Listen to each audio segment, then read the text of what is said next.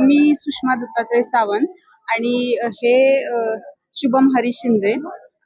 आता आम्ही ज्या पद्धतीने लग्न केलं त्याला ₹150 खर्च आलेला आहे आणि म्हणजे पप्पांनी ठरवलं होतं अगोदर की करूच मोठं लग्न वगैरे. मग त्याला जेवढा खर्च येणार आहे तेवढा खर्च आम्ही म्हणजे मी लहानपणापासून त्यांना बघते की ते विनाअनुदानित शिक्षकांसाठी काम करतायत. म्हणजे ज्या शिक्षकांना पगार चालू झालेला नसतो त्यातले अनेक गुरुवर्य असे असतात की ते पगार चालू न होताच रिटायर होतात. मग त्यांच्या घरचे कार्यक्रम कसे होतात, त्यांच्या मुलांची लग्न कशी होतात, हे सगळं मी त्यांना बघत आले. त्याच्यामुळं त्यांनी सांगितलंय, माझ्या आईनं सांगितलंय, लहानपणापासूनच मला सगळं माहितीये.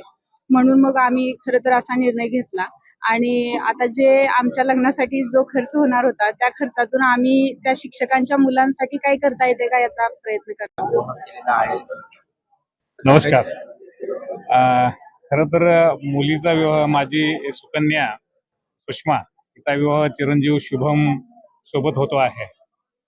खात्रीनं म्हणजे हा थोडा वेगळा विचार आहे. तो आदर्श असाच विचार आहे.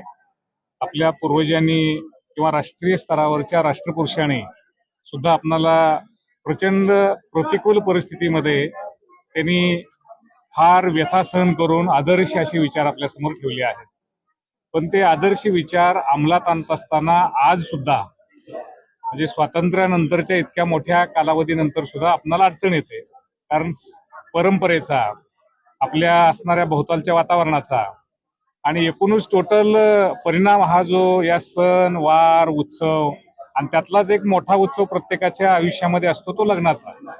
या विधीमध्ये प्रचंड प्रत्येक कुटुंब हे एक महिना 2 महिने याची व्यवस्था करतं आणि आर्थिक असणारी सगळी पुंजी जी असेल किंवा नसेल तर कर्ज काढून सुद्धा ती समाजासमोर मांडली जाते.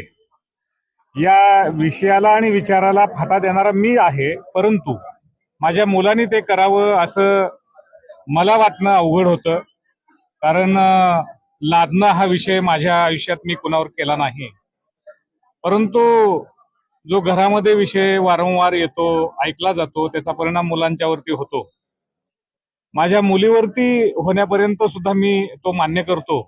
पण हा उच्च विद्या विभूषित आणि अत्यंत रँकिंगनं फ्रंटला असणारा राज्यामधला हा अत्यंत हुशार मुलगा शुभम याच्याही मनानं तो होरा घ्यावा. आणि त्यानं मी म्हणायच्या अगोदर किंवा मी म्हटलोच नाही, मलाच शुभम म्हटला की या विषयानुरूप जो लढा या राज्यामध्ये वेगवेगळ्या सामाजिक संघटना लढतात, त्यामध्ये शिक्षणाच्या क्षेत्रातलाही काही लढ्याचा भाग आहे. तो महाराष्ट्र राज्य शाळा कृती समिती म्हणून 25 वर्षे पाठीमागच्या कालावधीमध्ये आपण तो लढतो आहे. प्रचंड व्यथित कुटुंब आहेत की खरं तर ते शिक्षणाच्या क्षेत्रात असताना, पवित्र क्षेत्रात असताना अख्खं आयुष्य सेवा केल्यानंतर सुद्धा त्यांच्या आयुष्यात कधी चांगली वेळा आल्याच नाहीत. शासनानं प्रशासनानं शोषणच केलं. त्यांना काय आपल्याला आधार देता येईल का, त्या भूमिका पाठीमागच्या कालावधीत मी घेत होतो. तीच भूमिका, त्याच्यापेक्षा अजून चांगली भूमिका खात्रीनं त्या दोय उभयंती त्यांचं कोर्ट मॅरेज आता काही क्षणापूर्वी झालं आहे त्या दोघांनी घेतलाय. त्याचा मला खूप आनंद एकीकडे आहे आणि दुसरा प्रचंड अभिमान आहे. सर त्यांनी एक संकल्प केलेला आहे की जो काही लग्नाचा खर्च होणार आहे, जे शिक्षक आहेत